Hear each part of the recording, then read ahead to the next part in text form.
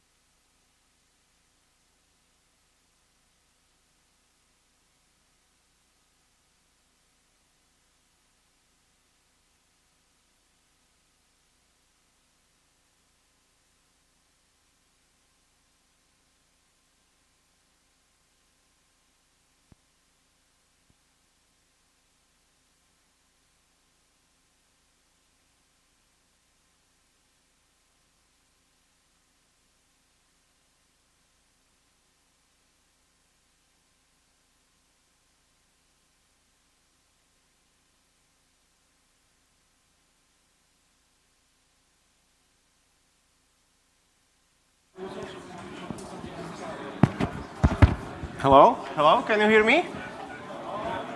Great. So hello, my name is Matúš Kocka, and I will be shortly presenting some slides about performance of various file systems.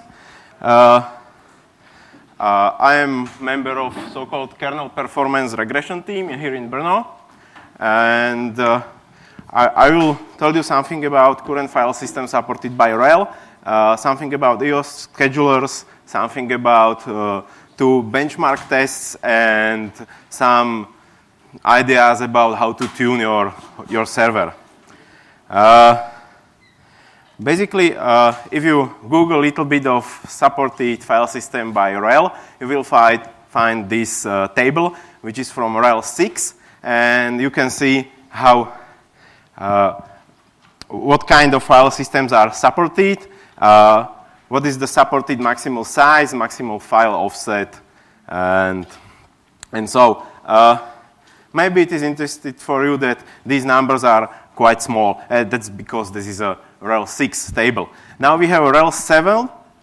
We have a big change. In RHEL 7, there is a major file system XFS, and it's scalable up to 500 terabytes, which is this is a Red Hat supported size.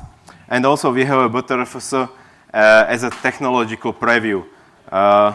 Maybe you know that Btrfs is used, for example, in SUSE Linux, but they cancel some main features. So Btrfs is not mutual grown yet, so it is only a technological preview in RHEL. You mean it's not stable? Yeah, it is not very stable.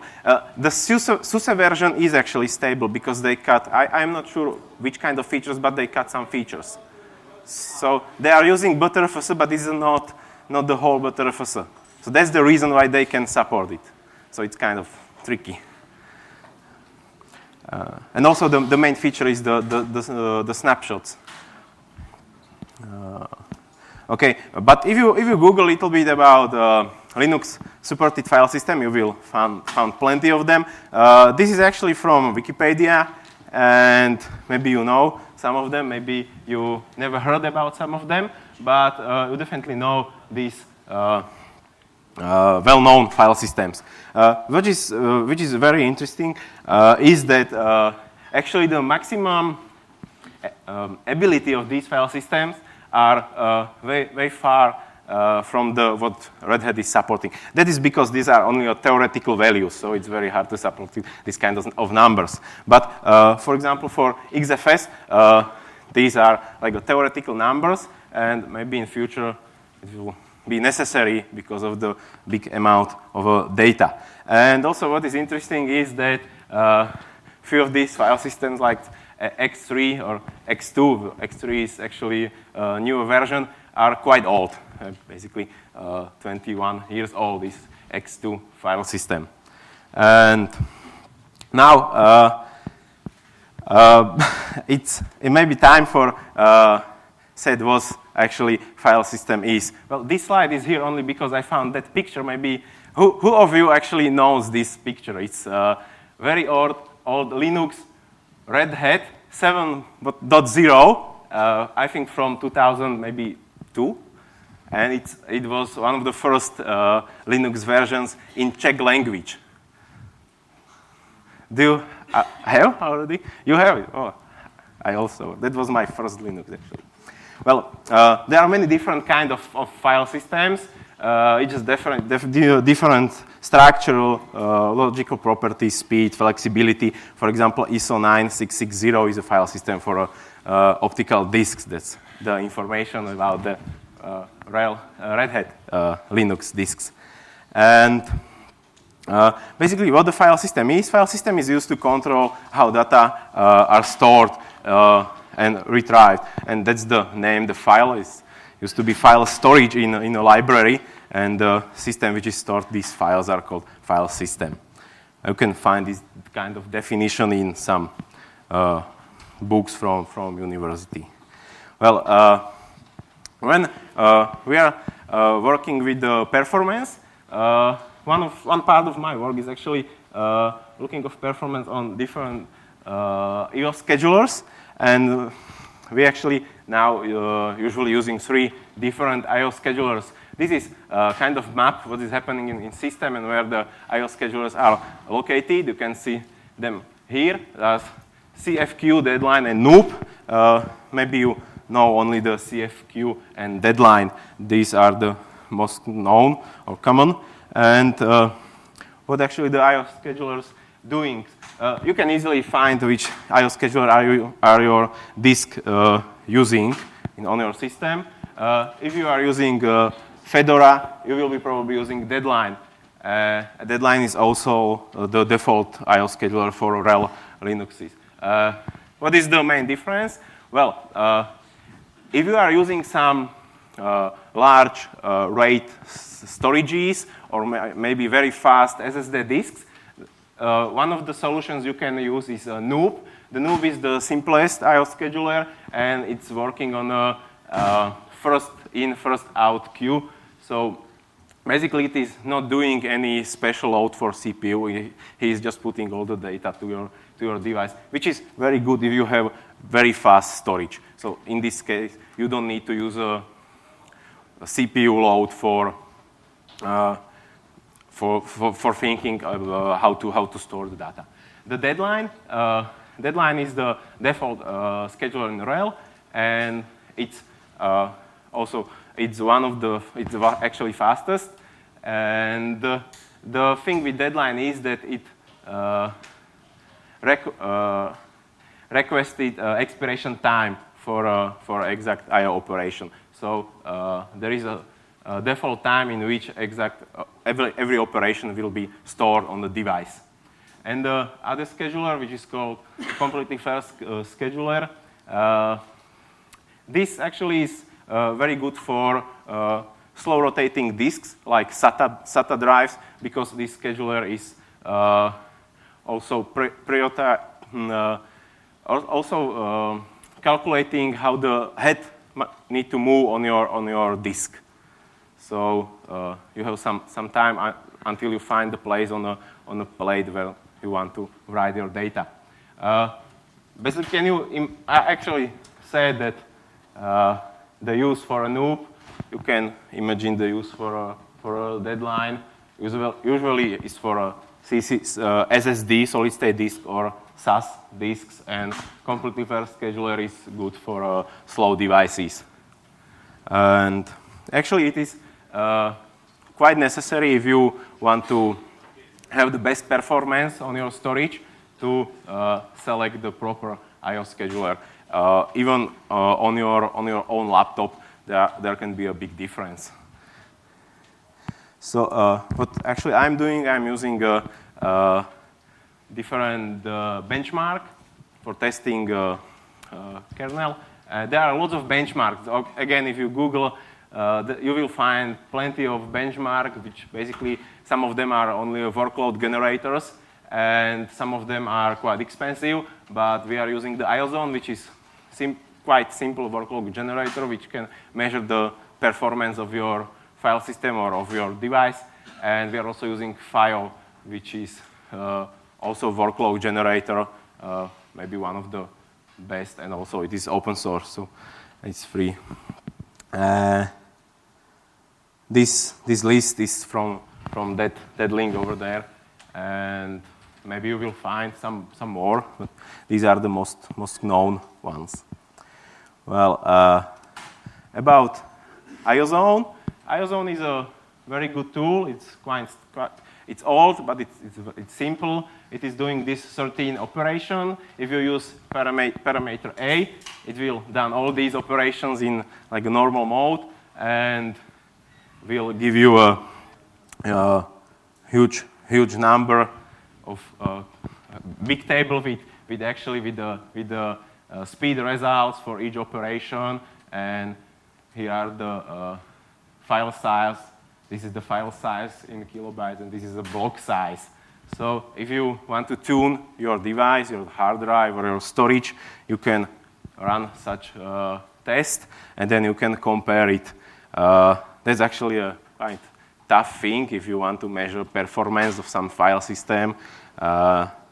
Maybe you want to tune it, you want to test the different Linux distributions, you want to test different kernels. You need to have stable conditions and then compare these two stable conditions, and then you can find which kernel, for example, is faster. For that, we are using open source tool, which is called IOZone Results Comparator. It's actually on Google Code. And basically, this thing is eating the IOZone output and making fancy graphs, but also calculating statistics on these data. So you can have this kind of graphs, but you can also have the tables and p-value test how the data are distributed. And it can eat more data. Like for a good statistic, you basically don't want only one run of your benchmark, but you want to run your benchmark several times, and basically that's the statistical thing.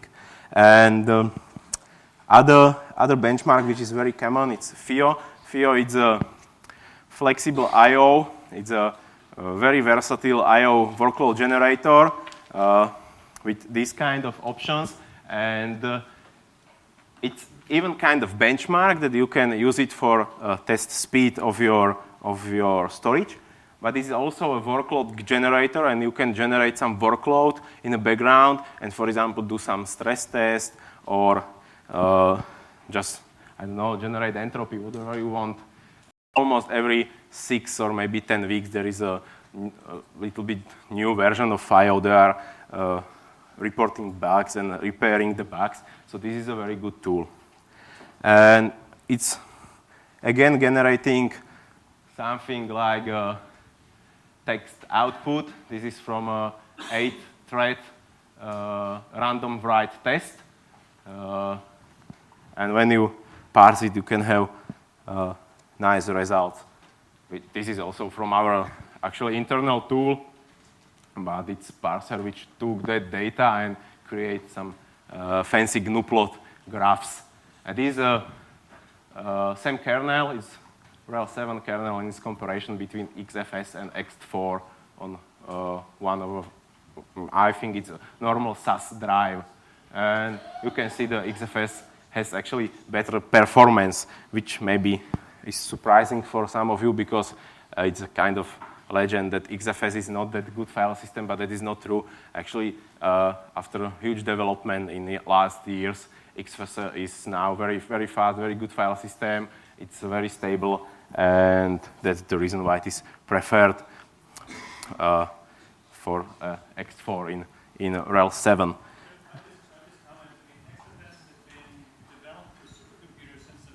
Yes. Yeah, it's, I think, from 1991 or something like that.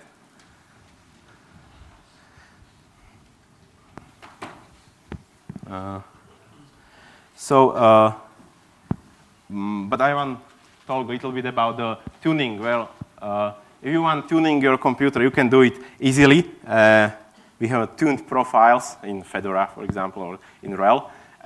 These tuned profiles change slightly some parameters. For example, if you use a power save, it will enable USB auto suspend and Wi-Fi power saving and stuff like that.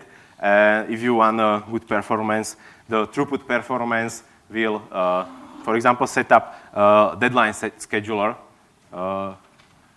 which should be the fastest option.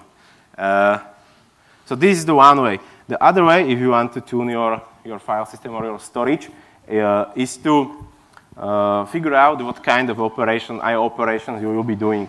For example, if you'll be doing lots of small files, read and writes, or you are writing huge files, or you are doing something with huge files in your operating memory.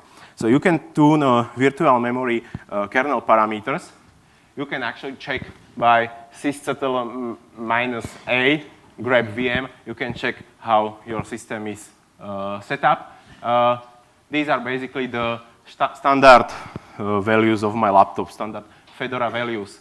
And there are some...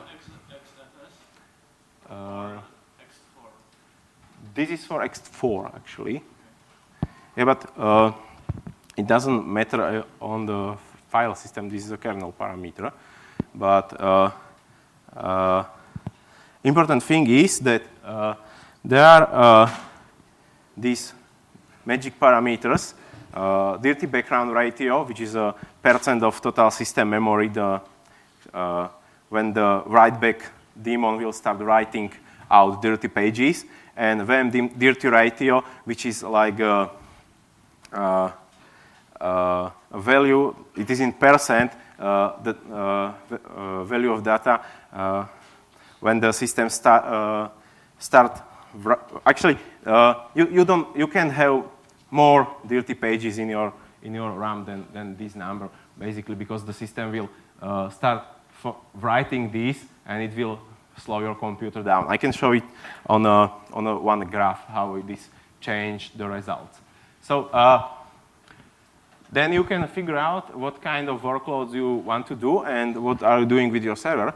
For example, you can change these values to these small numbers, 5% and 10%, and this will work, for example, for more safe environment for your server, because the data will be in operation memory for smaller time. But in other way, you are maybe doing some lots of operations with some huge files, so you want that file in your memory, and you can do this operation in the memory, and after some time write the results to a disk or some device. In this case, this will be helpful for you, changing these parameters to these big numbers. And for example, for use case of Raspberry Pi, which is doing something during the night, and for once per some time, for example, you are making pictures of night sky with some camera, for I don't know, some hour, you need to store lots of data, but you have a small, not very powerful CPU. You can change these parameters to 5% and 80% for VM dirty ratio. And it will start writing your data very soon, but still data will keep in operating memory. So this is useful actually for such devices and Raspberry Pi, and I don't know what kind of device you can use, small computers. That's basically everything about this kind of tuning. And it is very, very important, for example, for big companies who have, I don't know, big storages to tune their storages. So you can maybe do something similar, even with your home computer or laptop or computer. You are compiling lots of codes. And yeah, it's 20 minutes, so that's everything. I have a fancy graph, so here is a funny graph for questions and comments.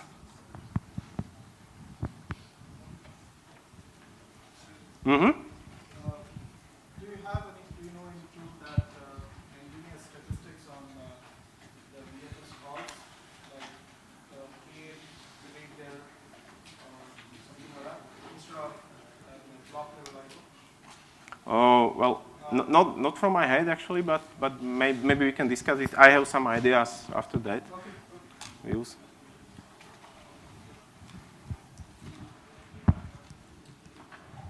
Okay, cool. Thank you.